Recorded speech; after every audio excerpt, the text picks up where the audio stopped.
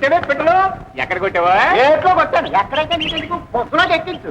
వంటకుండానే ఇవి నేను స్వయంగా నా చేత్తోనే వండుతా. చూడు నువ్వు బజారింటి మసాలా సాగులు కొనుక్కురా. అమ్మాయి నా పెద్ద నోటు సెలవు లేదు కానీ అల్లుడు రూపాయి పంపించు. ముత్యాలు పెద్ద నోటు అంటాడు. అసలు నోటు అంటూ ఉందా అని. ఎవరై నువ్వు? నీ మనడు బాబాయ్. Good good. మీ అమ్మ చదువుకోకపోయినా నేను చక్కగా చదివిస్తుంది.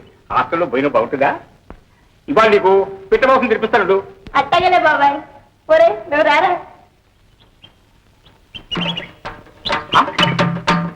అడుగు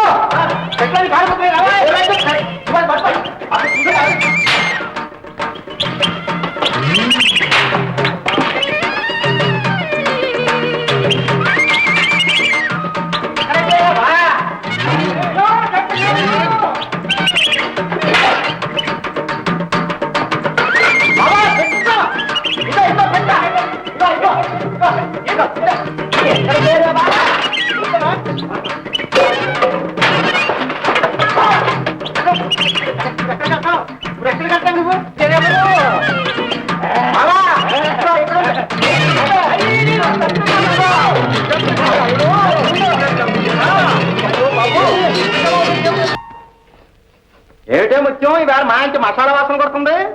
కోడి కూర గారెలు ఉన్నట్టే ఊరెళ్తానన్నాడుగా బాబాయ్, అందుకని వండాను. ఆఖరికి నీ పని ముత్యం గూట్లో రాయి తీసుకొచ్చి గుండెల మీద పెట్టుకున్నట్టుగా ఉంది.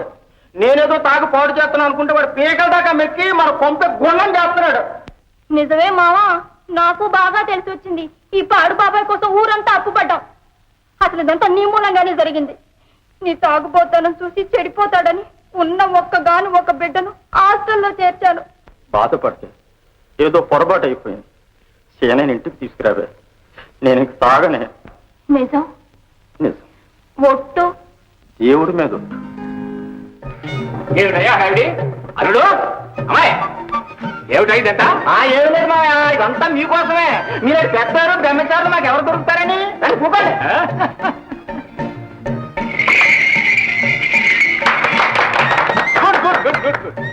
నాకెప్పుడో 1942లో ఇలా సన్మానం జరిగింది.